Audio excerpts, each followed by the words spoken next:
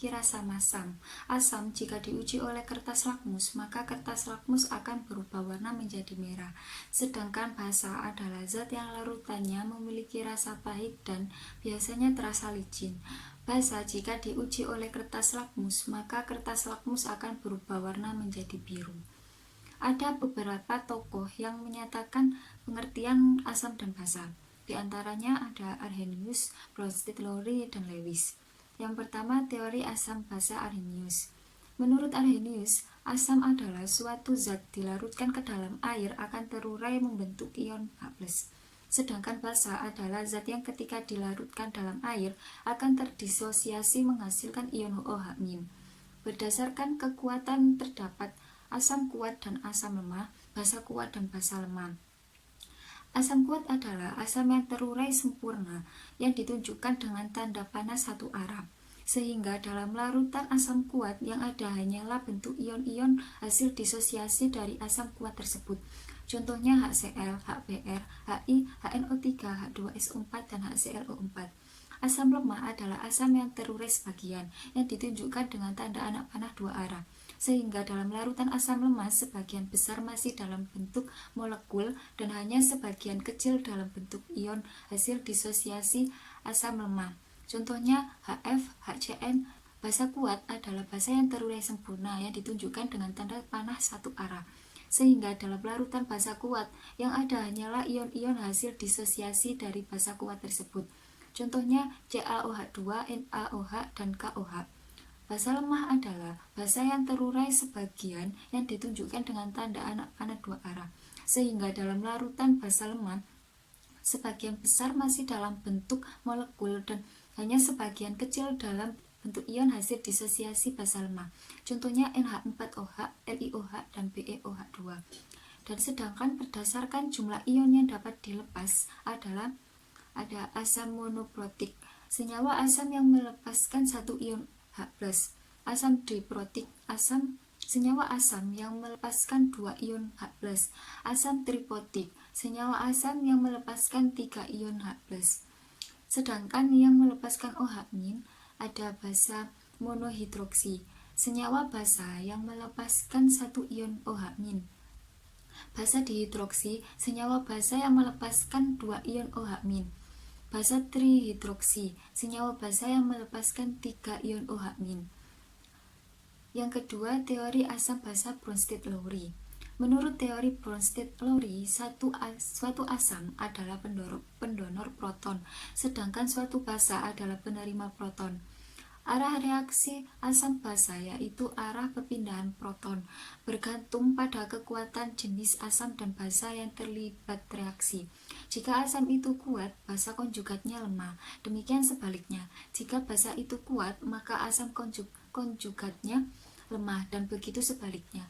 Apa sih itu asam basa konjugasi? Basa konjugasi yaitu asam yang telah melepaskan atau mendonorkan protonnya. Sedangkan asam konjugasi yaitu basa yang telah menerima atau menangkap proton asam. Yang ketiga, teori asam basa Lewis. Menurut Lewis, asam adalah penerima pasangan elektron dan basa adalah donor pasangan elektron. Karena Lewis giat mengotak-atik ikatan kimia sehingga dikenal struktur Lewis, maka teori asam basa yang ditunjukkannya pun berhubungan dengan ikatan kimia. Jadi, asam adalah zat yang mempunyai orbital belum penuh dan kekurangan elektron, sehingga bertindak sebagai akseptor pasangan elektron. Sedangkan basa adalah zat yang memiliki pasangan elektron yang dapat digunakan bersama. Jadi, dapat disimpulkan reaksi asam basa menurut Lewis adalah reaksi ke arah pembentukan ikatan kovalen koordinasi antara asam dan basa. Ion H+ adalah asam karena mempunyai orbital kosong, yaitu 1s, yang dapat menerima sepasang elektron. Sementara OH- dan NH3 adalah basa karena atom pusatnya mempunyai pasangan elektron yang dapat disumbangkan. Ayat-ayat Al-Quran yang berkaitan dengan asam dan basa. Yang pertama, ayat-ayat Al-Quran yang berkaitan dengan asam. terdapat pada surat Ar-Rum ayat 41 yang berbunyi Dhaharul fasadu fil barri wal bahri bima kasabat aydin nasi liyudhiqahum ba'dalladzi 'amilu la'allahum yarji'un. Artinya, telah nampak kerusakan di darat dan di laut disebabkan karena perbuatan tangan manusia, supaya Allah merasakan kepada mereka sebagian dari akibat perbuatan mereka, agar mereka kembali ke jalan yang benar. Katakanlah, adakanlah perjalanan di muka bumi dan perhatikanlah bagaimana kesudahan orang-orang terdahulu. Kebanyakan dari mereka itu adalah orang-orang yang mempersekutukan Allah. Kata Zoharo pada mulanya berarti terjadinya sesuatu di permukaan bumi, sehingga karena dia di permukaan, maka menjadi nampak dan terang, serta diketahui dengan jelas. Pada ayat 41 surat Ar-Rum, terdapat penegasan Allah bahwa berbagai kerusakan yang terjadi di daratan dan di lautan adalah akibat perbuatan manusia. Hal tersebut hendaknya disadari oleh umat manusia dan karenanya manusia harus segera menghentikan perbuatan-perbuatan yang menyebabkan timbulnya kerusakan di daratan dan di lautan dan menggantinya dengan perbuatan baik dan bermanfaat untuk kelestarian alam. Oto Sumarwanto membagi kerusakan lingkungan yang mengancam kehidupan bumi menjadi dua, yaitu kerusakan yang bersifat regional seperti hujan asam, yang bersifat global seperti pemanasan global, kepunahan jenis, dan kerusakan lapisan ozon di atmosfer. Hujan asam adalah hujan yang mempunyai kadar keasaman atau pH yang rendah pada setiap tetes airnya, yang bisa mempengaruhi tanaman, tanah, bangunan, dan benda lain yang ada di permukaan bumi ini. Yang kedua yaitu ayat-ayat Al-Quran yang berkaitan dengan bahasa. Terdapat pada surat Al-Baqarah ayat 151 yang berbunyi Kama arsalna fikum rasulam minkum yatslu alaikum ayatina wa yuzakkikum wa yu'allimukumul kitaba wal hikmah wa yu'allimukumul kitaba wal hikmata wa yu'allimukum ma lam takunu ta'lamun. Artinya, sebagaimana kami telah menyempurnakan nikmat kami kepadamu, kami telah mengutus kepadamu Rasul di antara kamu yang membacakan ayat-ayat kami kepada kamu dan mensucikan kamu dan mengajarkan kepadamu Alkitab dan Al-Hikmah, serta mengajarkan kepada kamu apa yang belum kamu ketahui. Terdapat juga pada surat Al-Baqarah ayat 222 yang berbunyi Innallaha yuhibbut tawwabin wa yuhibbul mutatahhirin. Artinya, sesungguhnya Allah menyukai orang-orang yang taubat dan menyukai orang-orang yang mensucikan diri. Kedua ayat Al-Quran di atas menjelaskan bahwa menjaga kebersihan itu penting, bukan hanya fisik tapi pikiran dan hati setiap manusia. Kebersihan menurut ajaran Islam dinamakan toharo atau suci. Toharo sendiri bermakna kesucian dan kebersihan dari segala kotoran yang nyata, seperti suci dari hadas atau hal-hal yang membatalkan wudhu, najis, dan juga kotoran yang tidak nyata seperti suci dari penyakit-penyakit hati. Untuk menjaga kebersihan, diperlukan sebuah benda yang dapat menghilangkan kotoran-kotoran. Salah satunya adalah sabun. Sabun adalah senyawa natrium atau kalium dengan asam lemak dari minyak nabati atau hewani yang memiliki sifat basah. Sabun memiliki manfaat sebagai pembersih saat mencuci atau saat mandi. Kotoran yang menempel pada pakaian dan anggota badan dapat dibersihkan menggunakan sabun, sehingga pakaian dan badan menjadi bersih atau suci. Assalamualaikum warahmatullahi wabarakatuh. Bagaimana kabar kalian semua hari ini? Semoga tetap sehat selalu dan tetap diridhoi oleh Allah Subhanahu wa taala. Sebelum mulai pelajaran hari ini, alangkah baiknya kita berdoa terlebih dahulu agar materi yang kita terima hari ini bisa bermanfaat bagi kita semua. Doa mulai.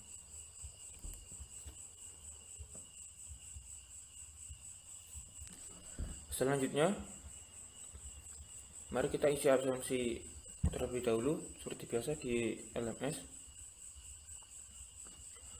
Bagi yang belum, cepat absensi dulu. Kalau sudah, pada pertemuan kemarin kita telah membahas tentang laju reaksi. Apa itu laju reaksi? Konsep dasar laju reaksi, fenomena alam yang berkaitan dengan laju reaksi dan mengaitkannya dengan ayat-ayat yang terdapat dalam Al-Quran. Nah, pada pertemuan kali ini kita akan membahas tentang asam basa. Apa itu asam basa? Konsep dasar asam basa, fenomena alam yang berkaitan dengan asam basa dan menghubungkannya dengan ayat-ayat yang terdapat dalam Al-Quran. Nah, mari kita mulai.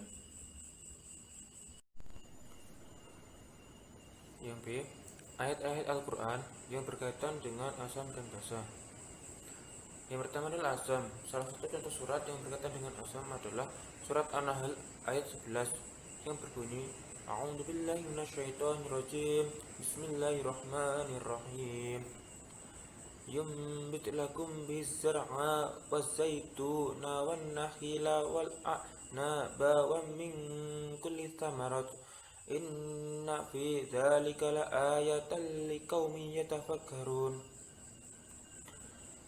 Yang berarti Dia menumbuhkan bagi kamu dengan air hujan itu tanaman-tanaman, zaitun, kurma, anggur dan segala macam buah-buahan. Sesungguhnya pada yang demikian itu benar-benar ada tanda kekuasaan Allah bagi kaum yang memikirkan. Tafsir Al-Misbah mengenai ayat di atas menjelaskan bahwa Allah menumbuhkan zaitun, salah satu buah yang paling panjang usia, demikian kurma yang dapat dimakan mentah ataupun matang, mudah dipetik dan bergizi dan mengandung kalori yang tinggi. Dan juga anggur yang dapat dijadikan makanan yang halal ataupun minuman yang memabukkan dari segala macam atau sebagai buah-buahan selain yang diterapkan dalam ayat tersebut.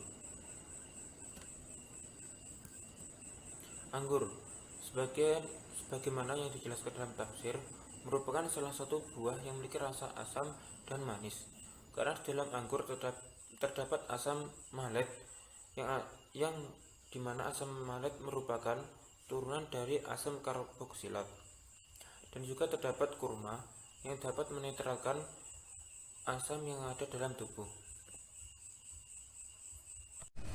Ternyata banyak sekali manfaat yang kita pelajari hari ini mengenai asam ataupun basa, seperti tanaman atau tumbuhan atau buah-buahan mengandung asam ataupun basa yang sangat berguna bagi tubuh manusia. Asam ataupun basa yang berguna sebagai industri atau perkembangan ekonomi manusia. Tetapi kita juga mengetahui bahwa bila menggunakan asam ataupun basa secara berlebihan dapat merusak lingkungan. Oleh karena itu, jika kita mempelajari ilmu sains atau ilmu kimia, tidak hanya ilmu pengetahuan tentang alam yang kita peroleh, tetapi juga tentang keagungan atau kebesaran Allah Subhanahu wa Ta'ala dan bisa menambah keimanan kita. Cukup sekian materi yang kita pelajari hari ini. Bila tidak ada pertanyaan, maka saya akan tutup. Semoga pelajaran hari ini bisa bermanfaat bagi kita semua. Wassalamualaikum warahmatullahi wabarakatuh.